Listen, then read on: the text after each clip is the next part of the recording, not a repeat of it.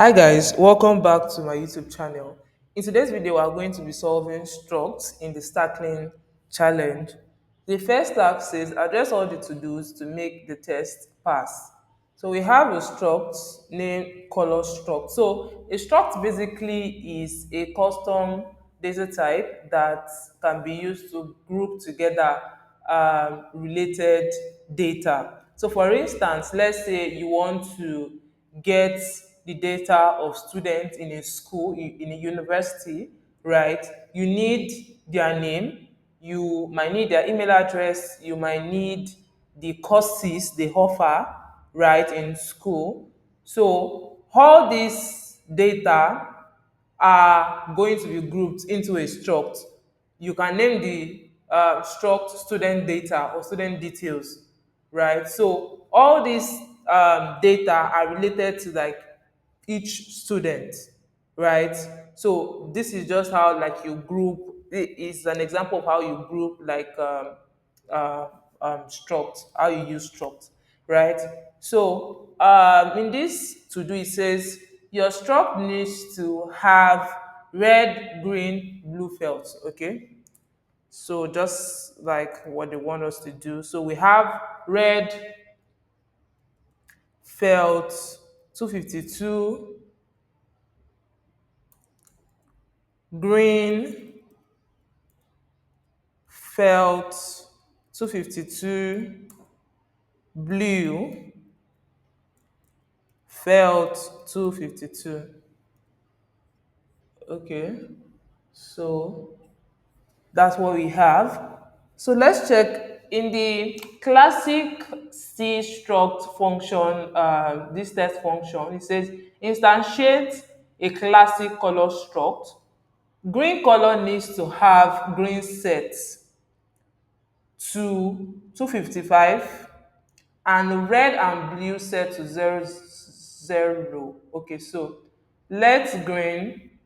So if we check this logic, we have they are certain that green, so green, we're actually going to be storing this struct inside this variable, as you can see. So green dot red, they are just asserting that green dot red is 0,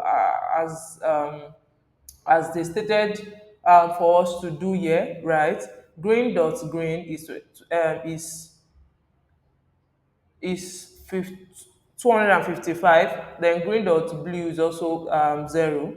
Else these values will be printed. So what we just basically need to do is do let green color struct let green open the curly braces, and then we have our red with the value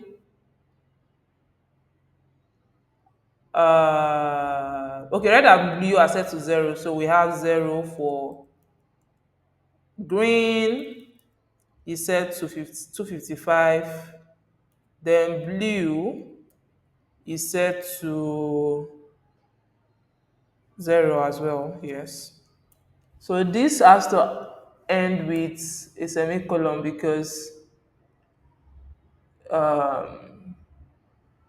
it's a statement, right? So let's test. Yeah, our code compiled successfully. So let's move to the next to do. The next to do, struct 2 says address all the to dos to make the test pass. Remember, there are some shortcuts that can be taken when the structuring structs. Example, let full with these values, with the variable x and y equals to full. We did something related in the previous task. Yes, create. So this statement creates variables x and y with values full dot x, right, and full dot y. This is another method that we can use to destructure the struct. Says let foo this x takes the value of a and y takes the value of b equals to foo. So it creates variables a and b with values. It creates with values foo.x and foo.y, right? So we have the struct order. The order has the name, year, made by phone, made by, okay, I think this should be related to an order from, let's say, for instance, a mobile company. Yes, so the name of the phone, for instance, the year it was it made by phone, made by mobile, made by email, item number, and then the count. So we have a create order template function that returns this order struct. And then we have it takes in this is the struct. We have the name, it has been assigned the name. This is writing to the struct, right? Bob 2019, made by phone is false, made by mobile false, made by email true, item number 123, and then count is 0. So let's check out the test function. The test your order function says let order template equals to create order template. So we are equating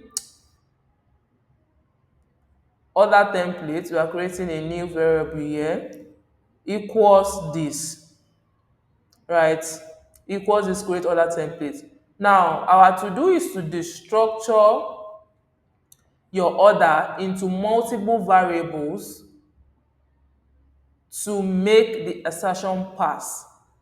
So the assertions that we have here, we have from name equals to Bob. This is referring to this data that was actually written to in the order struct.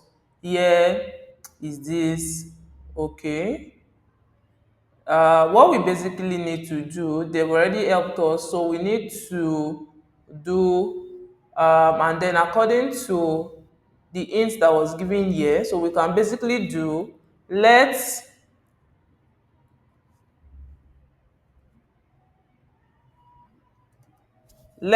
order,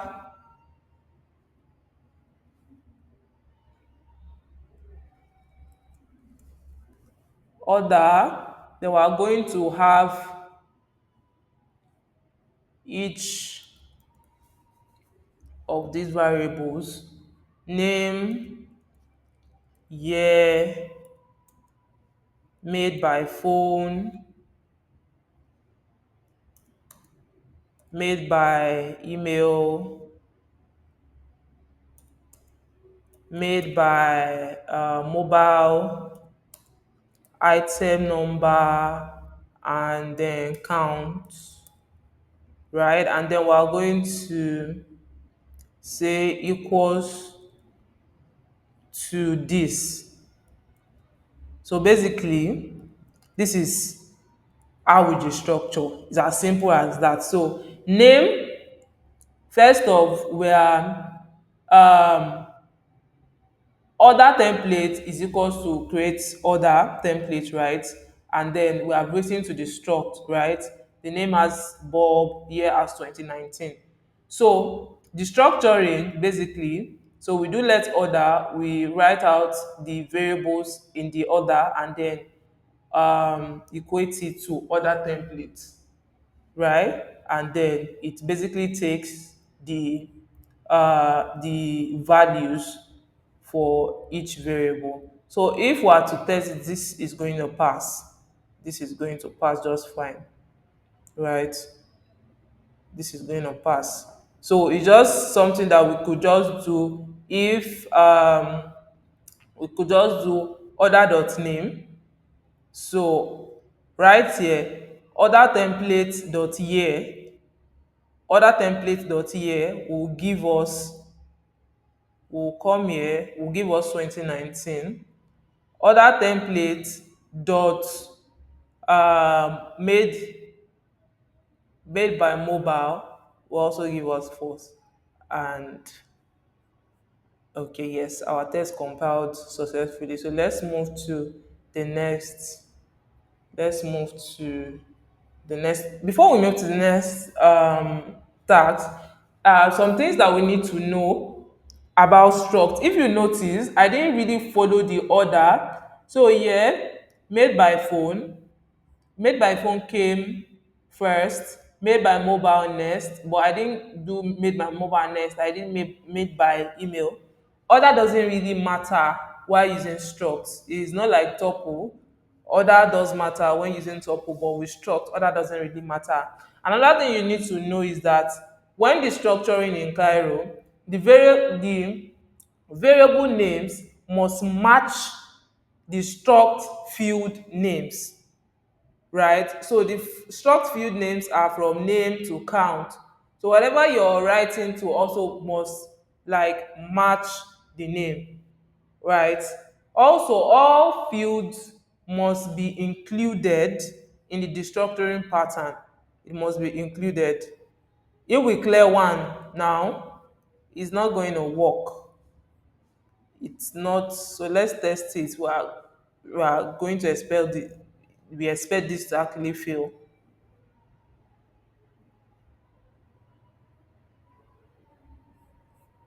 Yeah, we expect it to fail. So everything must be complete. Everything must be complete. And then okay, I think that's all. That's all. So let me test this. Okay, yeah. So let's move to the last task for struct. So structs contain data, right? Relatable data, but can also have logic in them. In this exercise, we define the package struct and we want to test some logic attached to it. Make the code compile and the test pass. So we have the struct package. Say a delivery guy wants to, okay, not a delivery guy, we want to send a package. So when we want to send a package, uh, we want to send a package to another country. We need the sender country, recipient country, which are going to be represented in FEL 252. They are short strings, right? And then the weight in gram of the package that we want to send. So it's according to the weight in gram that what they are going to calculate how much we're going to like pay for the shipment fee, right? So we have traits that contains the functions. We have the function new, we have is international get fees. Okay, so we're supposed to something's supposed to be returned here, so we're going to get back to this. So we'll have the implementation that is going to contain the implementation the um for the program, right? So we have the new um, function. We have function is international, which we need to like complete the logic, and then we have function get fees, which also need to complete the logic. So let's check out the test. The tests usually most of the time have the hints in them, so we just like need to check how it was actually implemented and be able to solve the challenge. So we have function fail creating weightless package. So this expect to fail if it's creating a weightless package. I mean, a package is supposed to like weigh something, right? So let's send that country equals to Spain. Um, um, let's recipient country equals to Australia, and package traits. So we're writing to the package trait. So since it's weightless, it's supposed to like we want to write to it that the sender country is paid, the recipient country is this, and then it's weightless. So we're writing to it, and then you should panic, right? So we have function create international package. Create international package. We have less sender equals to Spain, less recipient country equals to Russia. So we want to like create we want to create the package now so that we can have this detail, we can have it on our system. So if we want to like send out package, all these delivery companies actually like have to like write it, have it recorded on their system, right, to be able to track it. So that is exactly what we're doing right here, right? So we have, so we are asserting that package dot is international is equals to true,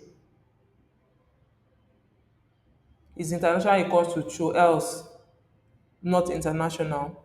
Create local package. Okay, so let's sender country is equals to Canada, recipient country is equals to sender country, so it's equal to the same Canada, and then we're creating this data, right? We're writing to the package. So right here is international is going to be false because we're creating a local package, right? Same as this, we have calculate transport fees, but we need to pay fees the um for the package to be delivered, right? Let's send that country is cost to Spain, recipient country is Spain, so this um, is a local package, um, obviously. So we have let sent per gram equals to 3. We are creating the package here, and then package dot guess fees. It takes in, okay, so we get it right here. It takes in cents per gram, and then we expect it to, after the calculation is made, we expect it to be equals to 4,005. Else we display wrong fees. So based on these test cases, we can actually infer what the return values and the what the logic should actually contain. So basically, this first off is international according to how it was actually used in both of these functions. It's supposed to be a boolean, right? We are just checking against if it's international or is local, right? So this is supposed to return a bool. So for get fees, get fees, get fees, we are calculating the fees, right? Supposed to return, where is it? It's supposed to return fell 252. We passed in the we passed in the cents per gram. Now we want to calculate. So no, it's supposed to be, since the type is use size, so that means it should be use size 2, right? It should be use size. So let's check out our function. The test, create international package and you create local package. The create international package, the sender and the recipient countries in this test are different, while the one for the local package, they are the same, right? So I think the implementation right here should simply compare the sender country and the recipient country. That's basically what we want to do. As you can see, it's international. It's almost like asking a question. So so let's compare it and return the appropriate value. What is supposed to return is a bool, right? Okay, so what goes in here? will be, we need to write to, we need to check out self dot. We want to check the sender country. We want to make sure that the sender country the is not equals to the recipient country.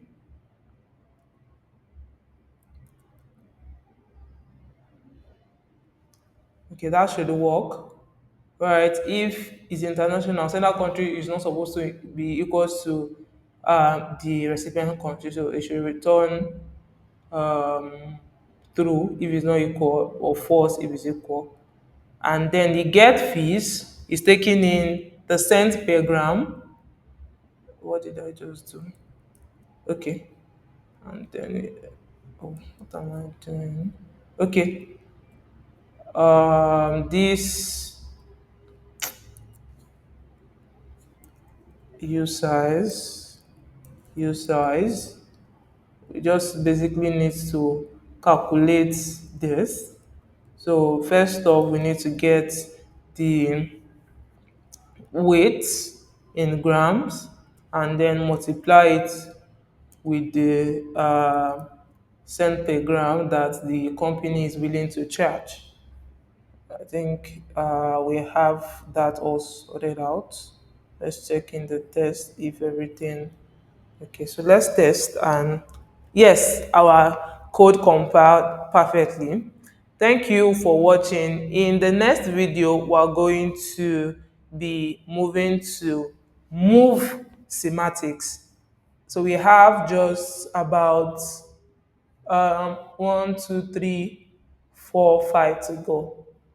So see you till the end of the